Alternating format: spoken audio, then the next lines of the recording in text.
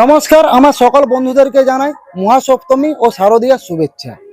বন্ধুরা, মা দুর্গা যেমন মহিষাসুরকে বধ করেছিল, ঠিক সেই রকম কাল আরো একটা অসুর বধ হয়ে গেল। ইন্ডিয়া যেভাবে পাকিস্তানকে গোহারান হারালো কুত্তর মতো, এটা অসুর বধের থেকে কোনো অংশে কম নয়। তবে বন্ধুরা, কাল ইন্ডিয়া ম্যাচটা যে জিতলো, জিতার পর যে প্রাইজ মানিটা পেলো কয়েকশো কোটি টাকা, সেই টাকাটা কি করলো ইন্ডিয়ার টিমের যিনি ক্যাপ্টেন সূর্যকুমার যাদব, অপারেশন সিন্দুরের সময় যে সমস্ত সৈনিক মারা গেছিল এবং পেহেলগাঁও অ্যাটাকের সময় যে সমস্ত দাদা ভাই বোনরা মারা গেছিল, তাদের ফ্যামিলিকে দেওয়া হবে।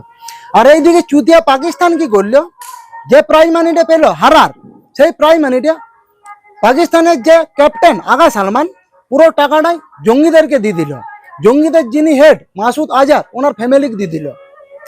কিভাবে ইন্ডিয়ার উপর গুলি বর্ষণ করা হয়, সেই জন্য ভাগ্য ভালো পাকিস্তান ম্যাচটা জিতে নেই, তাহলে পুরো টাকাটাই জঙ্গিদেরকে দিয়ে দিত, আরো অস্ত্র শস্ত্র কিনতে ওদের সুবিধে হইতো ওই টাকাটাই।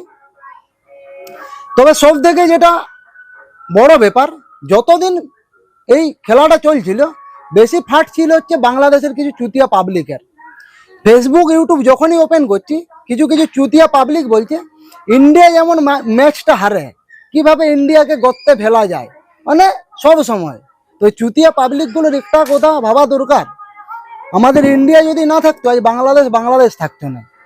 ঠান্ডা যুদ্ধের কথা তো সকলেরই মনে আছে। ওই যুদ্ধের সময় কে হেল্প করেছিল বাংলাদেশকে? একমাত্র আমাদের ইন্ডিয়া। তাদের সৈনিক বেশি মারা গেছিল একমাত্র ইন্ডিয়ার। তবে বন্ধুরা, এই যে ম্যাচটা জিতল ইন্ডিয়া, ম্যাচটা জিতার পর যখন ট্রফিটা নেওয়ার জন্য ডাকছে পাকিস্তানের যিনি স্বরাষ্ট্রমন্ত্রী মহসিন নাকবি, আমাদের ইন্ডিয়ার যে ক্রিকেটার আছে একদম বিন্দাস বসে আছে, কোথাও কোনো পাত্তাই দেয় নাই। তো বন্ধুরা, এই ভিডিওটা আপনারা ফার্স্ট দেখুন। स्टेज पर ट्रॉफी देने के लिए बार बार बुलाते रहे मोहसिन नकवी, ये देखो, लेकिन भारतीय टीम के खिलाड़ी आराम से लेटे हुए। ये देखो, ये खड़े मोहसिन नकवी और पूरी मैनेजमेंट। बार बार अनाउंस होता रहा कि भारतीय टीम ट्रॉफी लेने आए, लेकिन भारतीय खिलाड़ी तो आराम से लेटे हुए थे। तमाचा मारा है पाकिस्तान के मुंह पर, और उनका इंटीरियर मिनिस्टर मोहसिन नकवी उसका मुंह तोड़ दिया, सबके सामने बेइज्जती कर दी, पूरी दुनिया के सामने।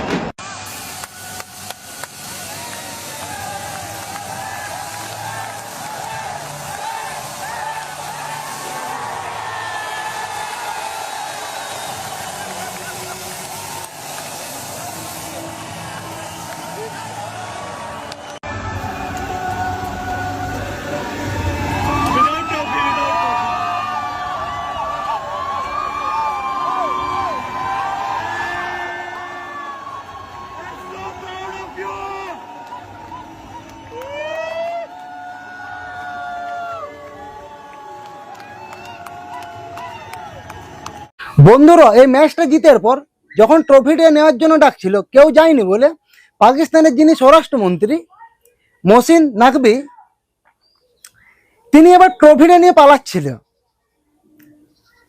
এইটাই হচ্ছে সব থেকে হাস্যকর ব্যাপার। কিন্তু তাকে যেতে দেয়নি। দুবাইয়ে ইউনাইটেড আরবের যে সমস্ত শেখগুলো আছে ক্রিকেট সংসদে, একদম চেপে ধরেছে তাকে। তারপর কাপটা ওর হাত থেকে ছাড়িয়ে আমাদের ইন্ডিয়ার টিমের হেডকোয়ার্টারে পৌঁছে দিল। কিন্তু বন্ধুরা, ম্যাচটা জিতার সঙ্গে সঙ্গে আমাদের যিনি প্রধানমন্ত্রী নরেন্দ্র মোদী, সঙ্গে সঙ্গেই তিনি টুইট করেছিলেন যে মাঠের মধ্যেই চলছে অপারেশন সিন্দুর। তবে যুদ্ধটা যেমনই হোক, কিন্তু জিততে হবে আমাদের ইন্ডিয়ারই। একদম ধুই দিল पाकिस्तान के। इशारे तब करो जब आप मैच जीत रहे हो।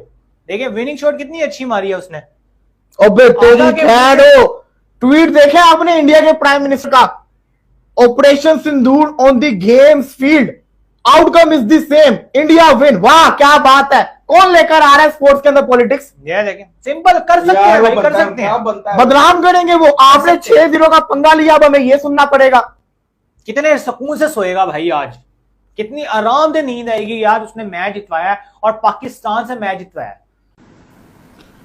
पाकिस्तान को लगातार 3 मैच हराने के बाद ट्रॉफी नहीं मिली, फिर आगे क्वेश्चन है, इस जीत को लेके आप क्या कहेंगे?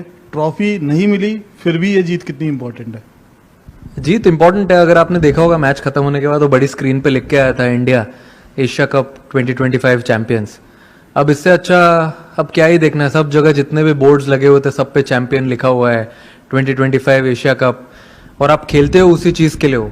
And I am sure everyone agrees कि देखो इसने तो हाँ भी बोल दिया है। तो I think it was a great moment, great journey, great campaign for us as a team, and I'm sure support staff will also agree, and we had a lot of fun.